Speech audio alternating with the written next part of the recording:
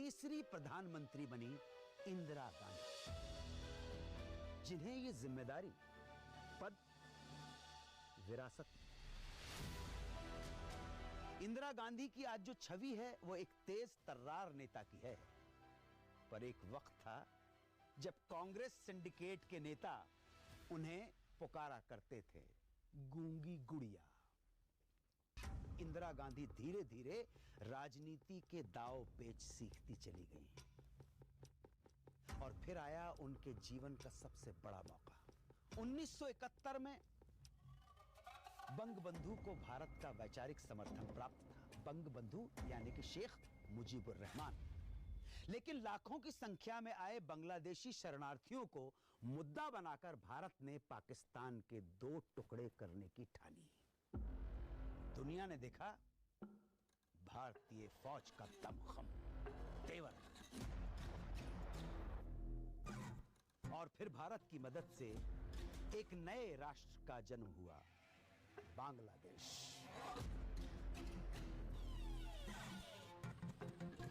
(1974) का साल कोई कैसे भूल सकता है? Very very important year. Pokhran में भारत ने अपना पहला फर्स्ट न्यूक्लियर टेस्ट किया, जिसका कोड नेम था स्माइलिंग बुद्धा। तब तक सिर्फ 5 देशों के पास ही न्यूक्लियर पावर थी। अब चीन के साथ साथ एशिया में भारत भी बड़ी ताकतों में, शक्तियों में गिना जाने लगा। एक तरफ विश्व पटल पर भारत की छवि बदल रही थी, पर उसी दौरान देश में बेरोजगारी, महंगाई और कांग्रेसी नेताओं के दम से लोगों का सरकार के प्रति गुस्सा भी फूटने लगा था। गुजरात और बिहार से परवान चढ़ी इस नाराजगी ने आंदोलन की शक्ल ले ली। प्रसिद्ध समाजवादी नेता जयप्रकाश नारायण ने इस मूवमेंट को शक्ति दी, बढ़ावा दिया, ताकत दी, इंस्पिरेशन दी और छात्र शक्ति को एकजुट किया। सरकार जनता की सुध-बुध क्या ही लेती। ऐसी परिस्थिति में जब उनके कुछ समर्थक तो यहां तक कहने लगे थे कि India is Indira and Indira is India. ऐसे में 1975 में 1975 में इलाहाबाद हाई कोर्ट के एक फैसले ने सब कुछ चेंज कर दिया। ऑर्डर था कि 1971 के चुनाव में सरकारी मशीनरी का गलत प्रयोग करके इंदिरा गांधी ने जीत हासिल की थी। लेकिन अपनी कुर्सी बचाने और विरोधियों को चुप कराने के लिए इंदिरा गांधी ने 25 जून 1975 को देश में इमरजेंसी लगवा दी। और यह भारतीय लोकतंत्र के लिए बहुत बड़ा काला दिन था। इमरजेंसी लगते ही जो लोग विरोध में थे, सरकार विरोधी बात करते थे, बयान देते थे, ऐसे लोगों को जेलों में ठूस दिया गया, गिरफ्तार कर दिया। और फिर शुरू हुआ तानाशाही का दौर। इसी का एक नमूना थे संजय गांधी। संजय गांधी का नसबंदी का प्रोग्राम, जिसके चलते जबरन लोगों की नसबंदी की जा रही थी। लेकिन जनाब, ये तानाशाही कब तक चलती? 1977 में 1977 में जब इमरजेंसी खत्म हुई और लोकसभा के चुनाव हुए, तो चुनाव में इंदिरा गांधी और उनकी कांग्रेस पार्टी को जनता ने पूरी तरह से नकार दिया। यहां तक कि मैडम अपनी सीट भी नहीं बचा पाई। यह भारतीय लोकतंत्र के लिए सुनहरा मौका था, क्योंकि जनता समझ गई थी कि देश चलाने की बागडोर सिर्फ कांग्रेस के अलावा किसी और को भी सौंपनी चाहिए। जनता जिसे चाहे उसे राजा बना सकती है। कोई तो है जो करता है पत्थर की किस्मत का फैसला। कोई तो है जो करता है पत्थर की किस्मत का फैसला। किसे ठोकर में रहना है, किसे भगवान होना है। आज जब हम पिछड़ों और अदर बैकवर्ड कास्ट की बात करते हैं, तो बड़ी सहजता से इस वर्ग के महत्व को समझते भी हैं। लेकिन क्या आपको मालूम है कि इसकी नींव 1979 में जनता पार्टी की सरकार ने रखी थी। 1980 में जनता पार्टी की सरकार गिर जाने की वजह से आयोग की यह रिपोर्ट खटाई में पड़ गई। लेकिन इसका इस्तेमाल स्वार्थ अस्त्र के तौर पर वीपी सिंह ने कैसे किया, इसका खुलासा भी जरूर होगा। साल था 1983, 1983। भारतीय टीम इंग्लैंड पहुंच गई वर्ल्ड कप में पार्टिसिपेट करने। लेकिन भाई साहब, वर्ल्ड कप जीतने की बात तो किसी ने दूर दूर तक सोची भी नहीं थी। जनाब देखते देखते पहुंच गए फाइनल। चलिए साहब, मैच स्टार्ट हुआ, दिल बैठने शुरू हो गए, क्योंकि भारतीय टीम पहले खेलते हुए सिर्फ 183 रन ही बना सकी। आउट। वेस्ट इंडीज के बड़े बड़े स्टार खिलाड़ी, बड़े बड़े बंदे, पर मदनलाल की एक गेंद को जब विवियन रिचर्ड्स हवा में खेल बैठे और कपिल देव ने उल्टे दौड़कर वो कैच पकड़ा, तब उसी मौके पर भारत जीत की तरफ अपना कदम बढ़ा चुका था।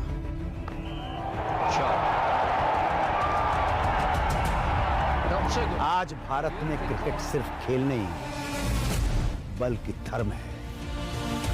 वो फैज अहमद फैज का एक शेर है ना, कि आए कुछ अब्र कुछ शराब आए, उसके बाद आए तो फिर अजाब आए, कर रहा था गमे जहां का हिसाब, आज तुम याद बेहिसाब आए। और हासिल गजल शेर अर्ज है कि हम फैज थी राह सर बसर मंजिल, फैज थी राह सर बसर मंजिल, हम जहां पहुंचे कामयाब आए। वर्ष 1984, 1984, भारत की एक बहुत बड़ी सफलता। सोयूज T-11 स्पेसक्राफ्ट में अंतरिक्ष पहुंचने वाले पहले भारतीय विंग कमांडर राकेश शर्मा। अंतरिक्ष में गमन कर रहे राकेश शर्मा से जब तत्कालीन प्रधानमंत्री श्रीमती इंदिरा गांधी ने पूछा, ऊपर से भारत कैसा दिखता है आपको? मैं बगैर किसी झिझक के कह सकता हूँ कि सारे जहां से अच्छा। लेकिन 1984 की पेशानी पे एक काला धब्बा भी उभर आया, जिसकी कल्पना किसी ने नहीं की थी। पंजाब में जरनैल सिंह भिंडरावाले के आंदोलन ने आतंकवाद की शक्ल ले ली थी। जिस शख्स के पीछे कांग्रेस का हाथ था, वो अब कांग्रेस के लिए सिरदर्द बन चुका था। केंद्र सरकार और गिरफ्तार होने से बचने के लिए भिंडरावाला ने अमृतसर के स्वर्ण मंदिर को अपना ठिकाना बना लिया। तो उसको खत्म करने के लिए इंदिरा गांधी ने शुरुआत कर दी और आरंभ हुआ operation blue star. Operation blue star ने समस्त सिख समुदाय को झकझोर कर रख दिया। स्वर्ण मंदिर पर सेना की कार्रवाई के बाद सिखों की धार्मिक आस्था आहत हो गई, गहरी चोट लगी थी। लेकिन किसने कल्पना की थी कि टूटे विश्वास का बोझ इतना होगा कि प्रधानमंत्री को उनके ही घर में उनके ही बॉडीगार्ड गोलियों से छलनी कर देंगे।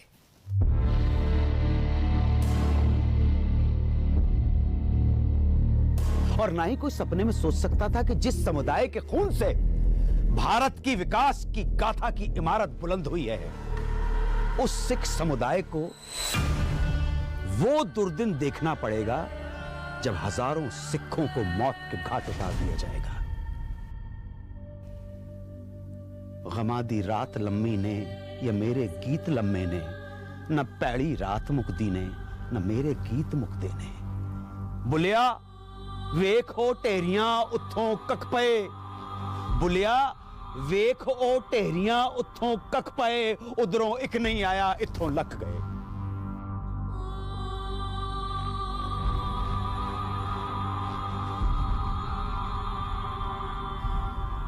माना जाता है, सुना भी है कि कांग्रेस के कुछ नेताओं के इशारे पर यह सिख नरसंहार हुआ था, जिसके घाव आज भी रिश्ते हैं, भरे नहीं हैं। साथ राजीव गांधी ने सरकार बनाई, लेकिन उनके शासनकाल के 2 सालों ने पूरे देश में तुष्टीकरण की राजनीति को औपचारिक आधार दे दिया। 1985 का शाहबानो केस इसकी शुरुआत है। इंदौर निवासी शाहबानो ने जब अपने पति से कानूनी तौर पर तलाक के बाद एलिमोनी की मांग की, तो उनके पति ने इस्लामिक कानून का वास्ता दिया। भाइयों, वैसे तो इस मामले पर केंद्र सरकार को दखल देना ही नहीं चाहिए था, कोई जरूरत भी नहीं थी। राजीव गांधी सरकार ने सुप्रीम कोर्ट के फैसले को संसद में बिल पास करवा के निरस्त कर दिया। जब सरकार के मुस्लिम प्रेम पर हिंदुओं ने नाराजगी जताई, तो उन्हें खुश करने के लिए अयोध्या में राम मंदिर पर लगे ताले को खुलवाने में राजीव गांधी सरकार ने पर्दे के पीछे से काम करना शुरू कर दिया। और इन 2 फैसलों ने मेजॉरिटी और माइनॉरिटी की तुष्टीकरण वाली राजनीति को ऐसी हवा दी जो दिन ब दिन बढ़ती ही चली गई और आने वाले समय में मंदिर को सबसे बड़ा चुनावी मुद्दा बना गई। 1990 में जब लाल कृष्ण आडवाणी ने राम मंदिर के निर्माण के लिए देश भर में रथ यात्रा निकाली, तो केंद्र में भारतीय जनता पार्टी के सहयोग से सरकार चला रहे प्रधानमंत्री वीपी सिंह को भारतीय जनता पार्टी की बढ़ती लोकप्रियता से चिंता होने लगी। अपने पॉलिटिकल करियर को सुरक्षित रखने के लिए उन्होंने 1979 में बने मंडल आयोग के ओबीसी आरक्षण की सिफारिशों को लागू कर दिया। नतीजा, देश में 74 के बाद एक बार फिर बड़ा छात्र आंदोलन, स्टूडेंट मूवमेंट, एजिटेशन खड़ा हुआ। आरक्षण तो भारत की रियलिटी बन गया, वास्तविकता बन गया, पर वीपी सिंह साहब की कुर्सी चली गई।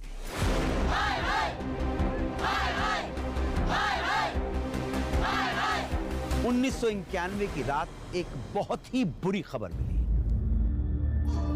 राजीव गांधी चले गए।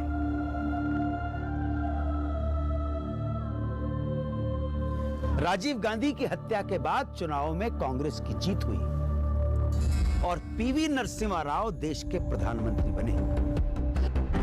मैं पीवी नरसिम्हा राव ईश्वर की शपथ लेता हूं कि पीवी नरसिम्हा राव के सामने सबसे बड़ी चुनौती थी देश की आर्थिक हालत सुधारना। इस काम के लिए उन्होंने चुना मनमोहन सिंह को। माइंड ब्रेन देखिए आप पीवी नरसिम्हा राव का। 24 जुलाई 1991 को मनमोहन सिंह ने जो बजट प्रस्तुत किया, उसने देश की अर्थव्यवस्था में एक नया मोड़ लिया, नई जान फूंक दी। 1991 के आर्थिक सुधारों के कारण देश में कारोबार करना आसान हो गया और रोजगार के भी नए अवसर तैयार हुए। ये आर्थिक सुधारों का ही श्रेय है कि कभी सोना गिरवी रखने वाला देश आज विश्व में एक सुपर पावर की पहचान पाने वाला देश है।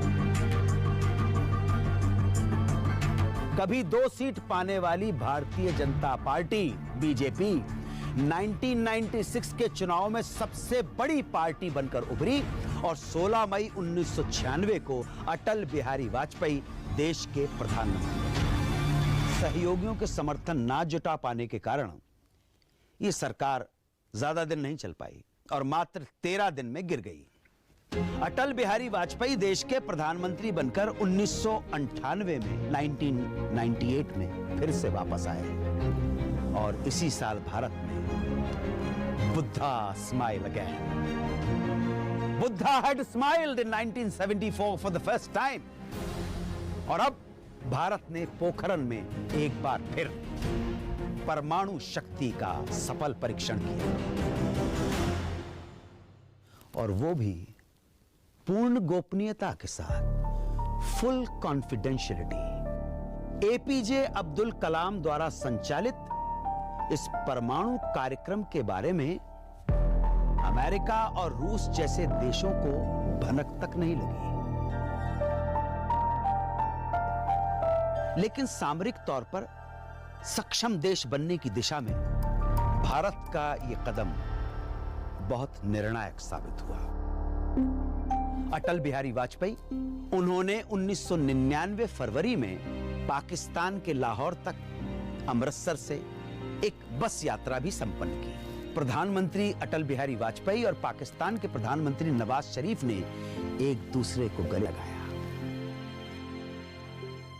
लेकिन ये दोस्ती, ये मिठास पाकिस्तान के जनरल परवेज मुशर्रफ की आंखों को शायद बहुत चुभ गई। मई 1999 में जब जनरल परवेज मुशर्रफ ने कश्मीर में पाकिस्तानी सैनिकों को घुसपैठिया बनाकर भेजा, तो शुरुआत हुई कारगिल वॉर।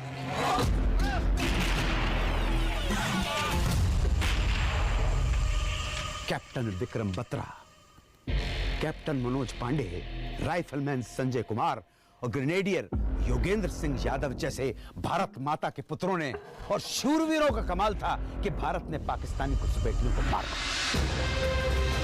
और 26 जुलाई 1999 को भारत ने कारगिल युद्ध में विजय हासिल की। पाकिस्तान हार गया। इस युद्ध में हार के बावजूद पाकिस्तान ने हमेशा छिपकर और आतंकवाद की आड़ में वार किया, और वो वार जारी है और करते रहेंगे। भरोसा नहीं किया जा सकता, क्योंकि शायद कारगिल में हारने के बाद वो समझ गए थे कि हिंदुस्तानी जवान के लिए तिरंगे की शान जान से बढ़कर है। 21वीं सदी की शुरुआत के साथ ही भारत के सामने दो बड़ी चुनौतियां थी: सीमा की सुरक्षा और आतंकवाद से मुकाबला। दूसरी तरफ तेजी से हो रहे वैश्विक विकास में भारतीय अर्थव्यवस्था को पुश करना, गति देना। लिहाजा वाजपेयी सरकार ने कई आर्थिक मोर्चों पर एक साथ कार्रवाई शुरू की।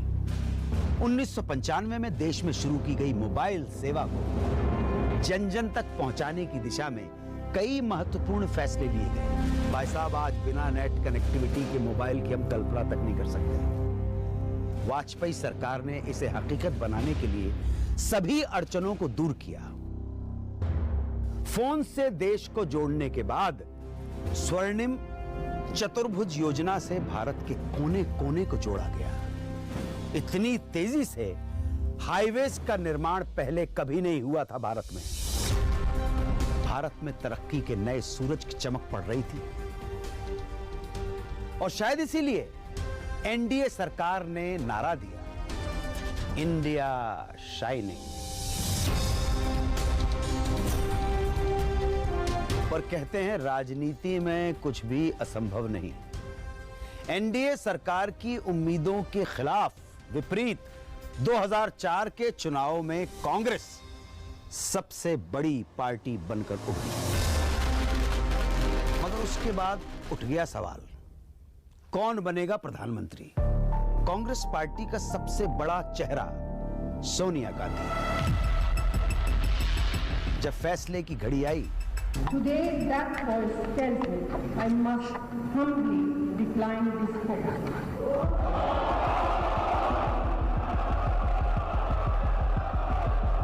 प्रधानमंत्री पद के लिए खुद की जगह डॉक्टर मनमोहन सिंह का नाम आगे बढ़ा।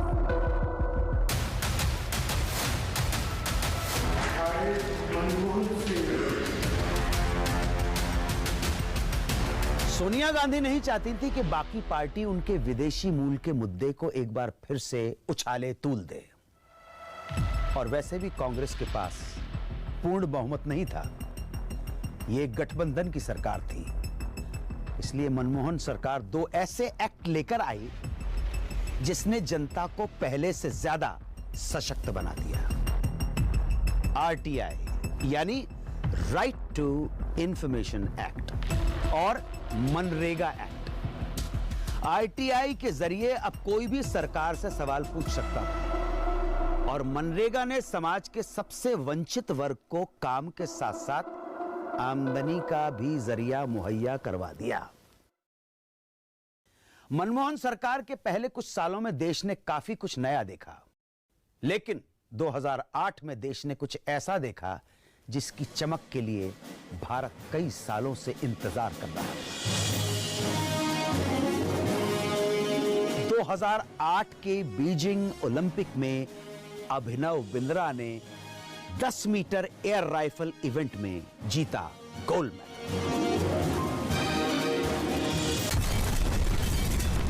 26 नवंबर 2008 इस दिन को हथियारों से लैस 10 आतंकवादियों ने मुंबई में दिल दहलाने वाली आतंकी वारदात को अंजाम दिया। समंदर के रास्ते पाकिस्तान से आए इन टेररिस्ट ने मुंबई की सड़कों पे, कैफे, रेलवे स्टेशन और ताज होटल में अंधाधुंध फायरिंग की, जिसमें सैकड़ों लोगों ने जान गंवाई।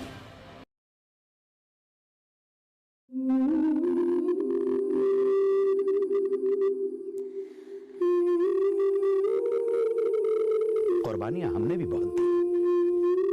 आतंकी अजमल कसाब को सुरक्षा बलों ने जिंदा गिरफ्तार किया था। उसे पूरी कोर्ट की कार्रवाई के बाद पुणे के येरवडा जेल में फांसी दे दी गई। पाकिस्तान ने भारत के स्वाभिमान को ललकारा था, मासूम लोगों की जिंदगियों के साथ खून की होली खेली थी। देश उबल रहा था। अश्क आंखों में कब नहीं आता, अश्क आंखों में कब नहीं आता, लहू आता है जब नहीं आता। आंखें सुर्ख लाल थी, लेकिन मनमोहन सरकार ने बयानबाजी तो बहुत की पर कोई कार्रवाई नहीं की। यूपीए ने 2009 का चुनाव जीता और टीकाकारों ने, स्पेशलिस्ट ने इसे किसानों के लिए कर्ज माफी के ऐलान का उपहार माना। जीत का हौसला था और 2010 में दिल्ली में कॉमनवेल्थ गेम का एक बहुत बड़ा आयोजन किया गया। लेकिन शोहरत के ये पल यूपीए सरकार के लिए मोमेंटरी रह गए। कॉमनवेल्थ गेम्स के आयोजन में हजारों करोड़ के भ्रष्टाचार के आरोप लग गए। 2G स्कीम ने भी सुर्खियां बटोर डाली, जिसके कारण सरकार के मंत्री को इस्तीफा देना पड़ा। इन सब का असर यह हुआ कि 2011 में जनता का रोष एक भ्रष्टाचार विरोधी आंदोलन में तब्दील हुआ।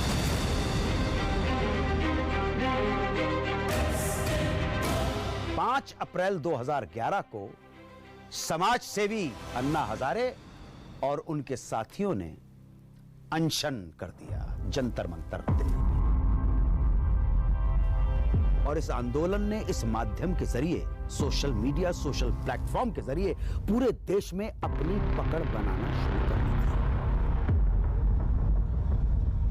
पर सरकार ने इस आंदोलन को इग्नोर किया, नजरअंदाज करना शुरू कर दिया। जनता ने ठान लिया था कि यूपीए सरकार को सबक सिखाना है, और ऐसे में देश को उम्मीद दिखी एक शख्स में, ओनली वन मैन।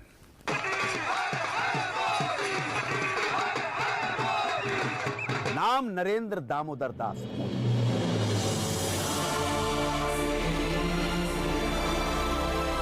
एक तरफ ऐसी सरकार थी जो कुछ भी बोलने से कतराती थी, तो दूसरी तरफ एक ऐसा शख्स आया जिसे सुनने के लिए लोग खींचे चले आते थे। न मुझे किसी ने भेजा है, न मैं यहाँ आया हूँ, मुझे तो माँ गंगा ने बुलाया है।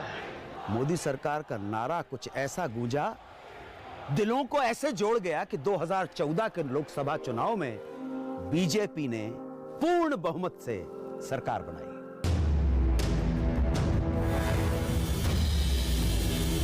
और भारतीय लोकतंत्र का कमाल देखिए कि गुजरात के एक छोटे से रेलवे स्टेशन पर चाय बेचने वाला बालक नरेंद्र बन गया देश का प्रधानमंत्री। मैं नरेंद्र दामोदर दास मोदी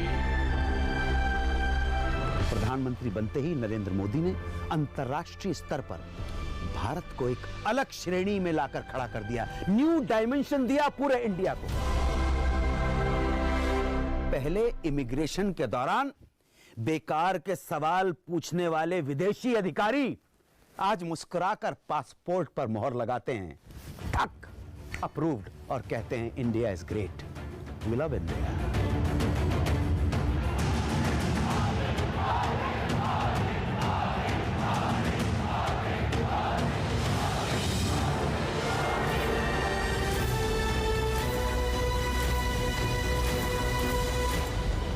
भारत की कहानी, इंडिया की कहानी जारी रहेगी, इंडिया भी जारी रहेगा।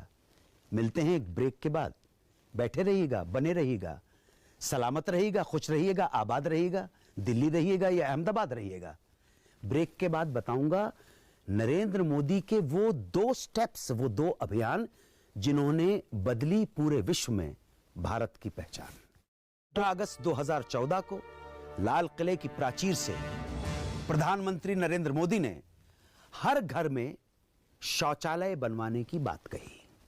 वैसे तो इसमें चौंकने वाली कोई बात नहीं थी, लेकिन यह हकीकत है, रियलिटी है कि 2014 तक, 2014 तक 6 लाख से ज्यादा देश के गांव में शौच की उचित सुविधा 90%, 90% लोगों के पास थी ही नहीं।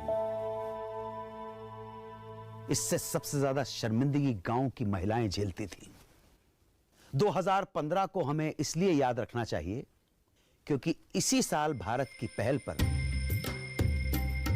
21 जून 2015 को दुनिया भर में लोगों ने योग किया और योग को अपने जीवन का अहम हिस्सा माना।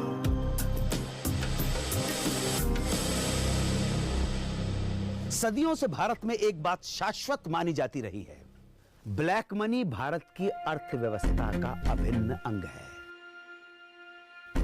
8 नवंबर 2016 की रात 8 बजे प्रधानमंत्री नरेंद्र मोदी ने राष्ट्र को संबोधित किया। 500 रुपए और 1000 रुपए के करेंसी नोट लीगल टेंडर नहीं रहेंगे। तब लोगों ने भ्रष्टाचार के खिलाफ इस लड़ाई को अपना पूरा समर्थन और सपोर्ट दिया।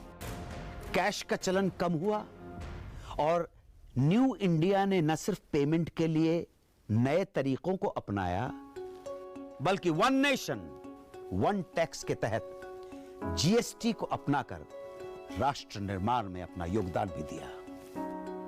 इन सब का नतीजा है कि बाजार ने पिछले कुछ सालों में हर रोज नई ऊंचाइयों को छुआ और आज अपने सबसे उच्चतम स्तर पर है।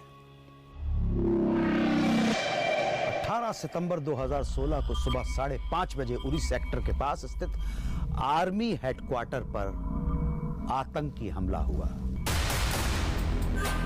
शहादत हुई हमारे जवानों की। यह बदला हुआ भारत था, ये मौन चुप रहने वाला भारत नहीं था। इसने कहा तुम 1 मारोगे, हम 10 मारेंगे।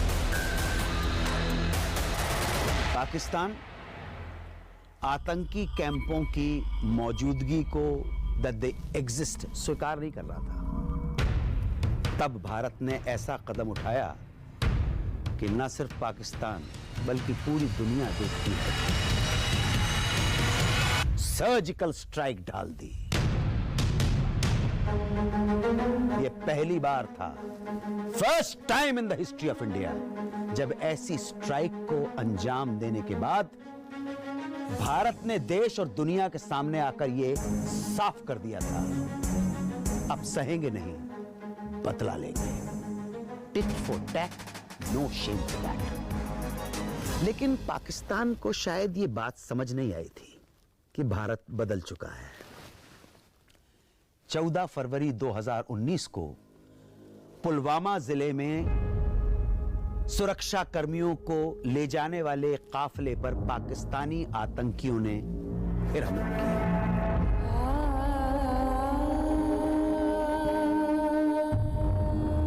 हमले में 46 सीआरपीएफ के जवानों की शहादत हुई। बदले की भावना से देश भड़क रहा था।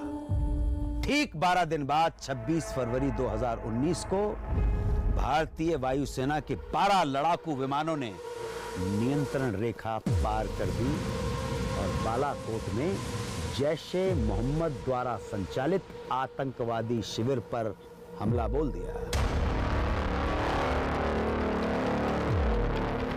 एक बार फिर भारत ने दुश्मन को उसके घर में घुस के मारा। ये बदले हुए इंडिया के बदले हुए तेवर थे।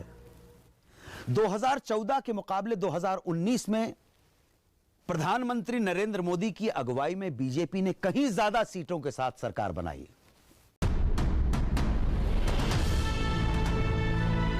प्रधानमंत्री नरेंद्र मोदी पर देश की आवाम को पहले से भी ज्यादा भरोसा था और इसी भरोसे के बल पर 2019 में प्रधानमंत्री नरेंद्र मोदी ने एक ऐसा काम किया जिसकी प्रतीक्षा श्यामा प्रसाद मुखर्जी के समय से देश को थी।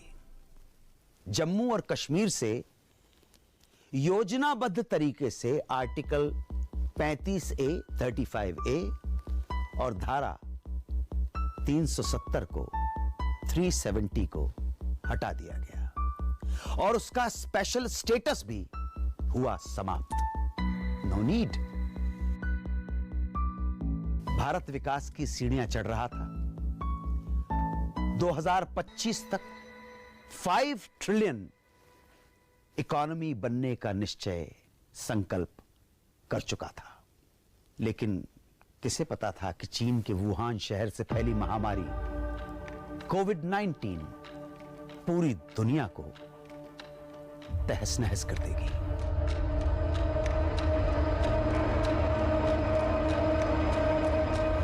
जब विदेशों में इस बीमारी ने अपना प्रकोप दिखाया तो सबकी नजरें आके टिकी भारत पर। लेकिन देश की जनता के जुझारूपन और सरकार की सूझबूझ से 2020 में इस महामारी से भारत बहुत कम इफेक्टेड रहा। कोरोना की दूसरी वेव ने 2021 की शुरुआत में भारत को एक बार फिर धर दबोचा। जकड़ लिया इस त्रासदी ने। कई तरह की कमियां सामने आई। मुश्किलें पहाड़ की तरह मुंह बाएं खड़ी थी, लेकिन हर भारतीय ने देशभक्त होने का परिचय दिया। जहां ऑक्सीजन की कमी थी वहां ऑक्सीजन सिलेंडर पहुंचाए गए। जहां लोगों को खाने की दिक्कत थी लोगों ने दिल खोलकर लंगर लगाए। साथी हाथ बढ़ाना, एक अकेला थक जाएगा, मिलकर बोझ उठाना। और हर भारतीय ने देश का मान रखा, इज्जत रखी। मेहरबान दोस्तों, यही वजह है कि खुद अपनी वैक्सीन बनाकर आज भारत ने दुनिया में सबसे ज्यादा लोगों को कोरोना से बचाने वाला वैक्सीन लगवाया है। पिछले 75 सालों में बहुत दूर आ गए हैं हम, पर अभी बहुत दूर जाना बाकी है। वो कविता है तो एक फिल्मी गाना, लेकिन कुछ करने की प्रेरणा देती है। पासे सभी पलट गए दुश्मन की चाल के, अक्षर सभी उलट गए भारत के भाल के। मंजिल पे पहुंचा मुल्क हर बला को टाल के, सदियों के बाद फिर से उड़े बादल गुलाल के। गौर से सुन लेना। पासे सभी उलट गए दुश्मन की चाल के, अक्षर सभी पलट गए भारत के भाल के। मंजिल पे पहुंचा मुल्क हर बला को टाल के, सदियों के बाद फिर से उड़े बादल गुलाल के। हम लाए हैं तूफान से कश्ती निकाल के, इस देश को रखना मेरे बच्चों संभाल के। ये भारत माता तुमसे कह रही है। हम लाए हैं तूफान से कश्ती निकाल के, इस देश को रखना मेरे बच्चों संभाल के। तुम ही भविष्य हो मेरे भारत विशाल के, इस देश को रखना मेरे बच्चों संभाल के। कैसे रखना इस देश को? रखना मेरे बच्चों संभाल के कि आराम की तुम भूल भुलैया में न भूलो, आराम की तुम भूल भुलैया में न भूलो, मस्ती के हिंडोलों में मगन होके न झूलो। आराम की तुम भूल भुलैया में न भूलो, मस्ती के हिंडोलों में मगन होके न झूलो। अब वक्त आ गया मेरा हंसते हुए फूलों, अब वक्त आ गया है मेरे हंसते हुए फूलों। उठो छलांग मार के आकाश को छू लो, उठो, छलांग मार के आकाश को छू लो और तुम गाड़ दो गगन पे तिरंगा उछाल के। इस देश को रखना मेरे बच्चों संभाल के, इस देश को रखना मेरे बच्चों संभाल के। यही प्रार्थना के साथ मैं विदा लेता हूं। जय हिंद, जय भारत, वंदे मातरम।